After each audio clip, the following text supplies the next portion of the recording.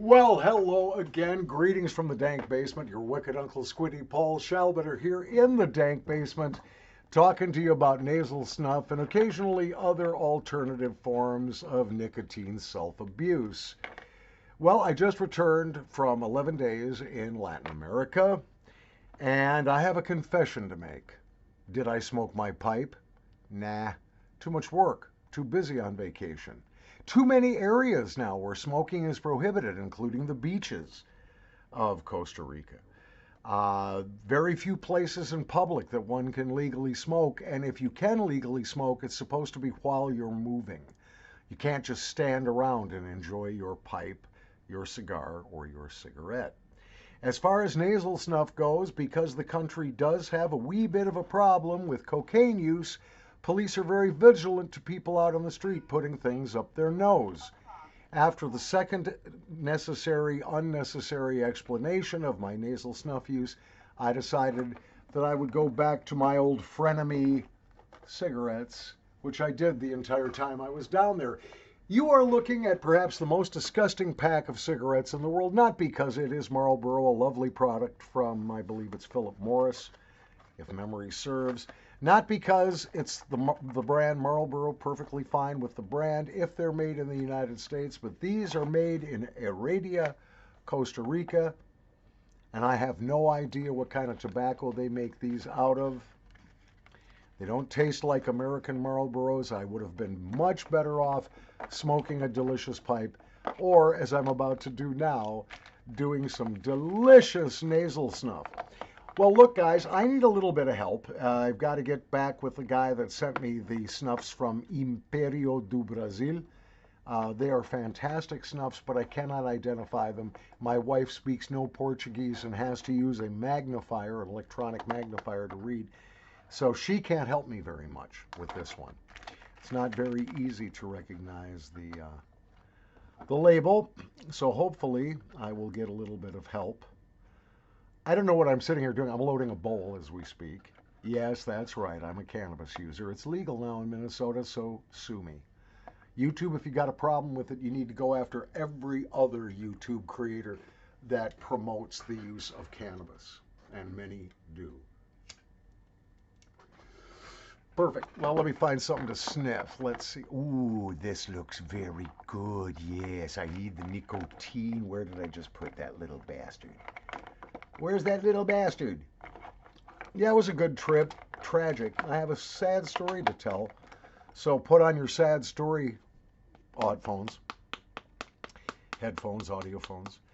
Going to do a little bit of the Dragon Madras from Janta Naswar Factory in Jodhpur, India. This is perhaps, I'm guessing this may be the strongest of this type, the Madras snuffs. This has a whale of nicotine, not only from the white snuff process and the sauteing the tobacco in clarified butter, but it's just really strong in nicotine. So here we go.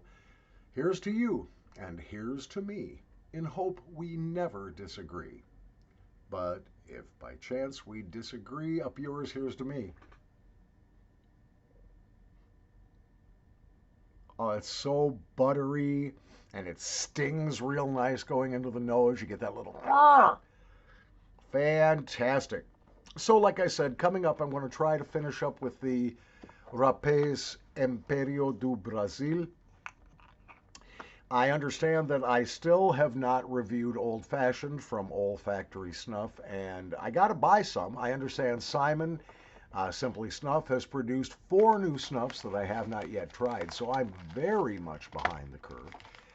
But I'll be coming up with something good for you in the coming weeks. Well, now listen, I was going to tell you my tragic story. There were a lot of tragedies that I encountered in Costa Rica.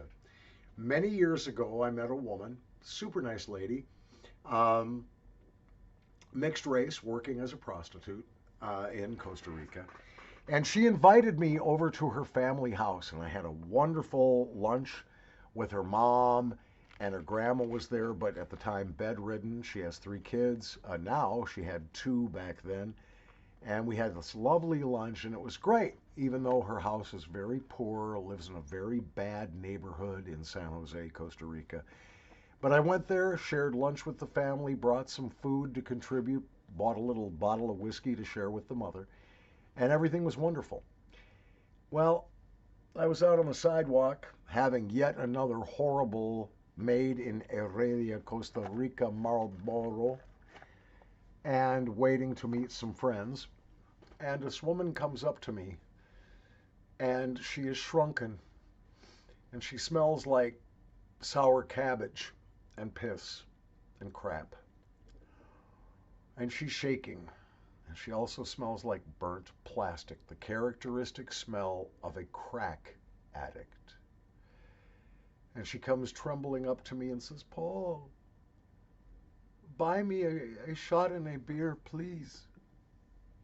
Of course, they wouldn't let her into the hotel. And of course, I bought her a chili guaro and a disposable glass full of beer. I gave her about $3, pocket change, and a couple of cigarettes. It was the same woman with whom I had had lunch like 7 years ago in her family's house. She's broken. And my intuition is that she will never be repaired. I saw her again a couple of days later walking back from the cash machine. Fortunate for her, unfortunate for me. She said, "Don't hug me. I haven't bathed." I hugged her because that's how I am. And I felt her dying in my arms. She wasn't dramatic. She didn't suddenly collapse on the street with the final last words, "Take care of my family." No, but you could feel that the death was very close. And I cried, like openly, which you don't do in Costa Rican society. And I understand, maybe I'm wrong, but I've always understood that the only times it's permissible for a man to cry is when his mother, his wife, or his child dies, or he's in extraordinary agony, physically. Otherwise, man don't cry. You don't cry over a sad movie. You don't cry, even with happiness at the birth of your baby. You just don't cry. And I did. A lot. And a local Costa Rican guy looked at me and said in English, "You have a big heart." And I said, "Yeah, but I think I have a little brain." As we walked away, the friend that had walked me down to the cash machine and helped me use it, because Costa Rican ATMs are a little bit dicey for a blind person to use and not terribly secure against being robbed after you walk away from the machine, at least in that part of town. And he said, "I know you didn't see it, but she has a huge weeping abscess on her left foot. If she doesn't get attention for that foot, and soon, I bet she'll have gangrene and she's going to lose the foot, maybe the leg, maybe her life." So it wasn't all about hookers and blow. It wasn't about looking at monkeys. It wasn't about eating tropical fruit, going to the beach, and trying to turn Casper the Friendly Ghost into Little Black Sambo. There's none of that. Oh, there was some of that, of course. But there was also meeting my friend Laura in the street and seeing a dead person walking. Every trip teaches me something. This one reminded me that people hurt. And sometimes they're not a damn thing you can do for them. And I wish I could. I wish I could save the world. I would love to be Captain Save-A-Ho. But you can't. Now, sometimes it works. Ooh. Toot from Snuv's White Snuff range. Toke, Coke, Blow, White Line. You know, all of those things that compare nasal snuff to sniffing cocaine, which is the last association we want. But, you know, Snuv, Mr. Snuff, Sister Muff, Not a bad snuff. I just wish they'd given it a different name. Toot Raspberry White Snuff from Snuff, sold exclusively by MrSnuff.com.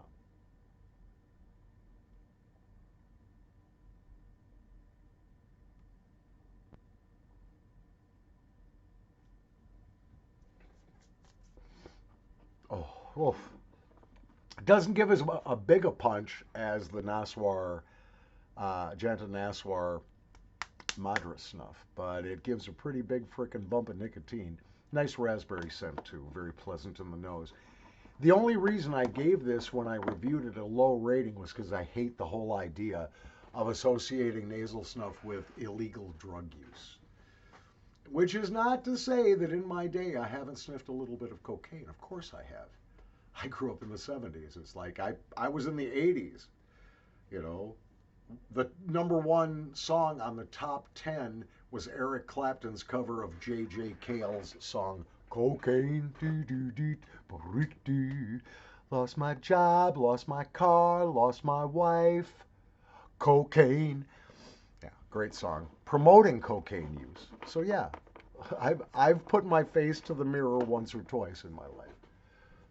But I don't like it when my legal, relatively safe drug of choice is being compared to an illegal drug that destroys life, and in its cooked form, when it gets cooked down to that rock, how it can kill people, like my friend Laura.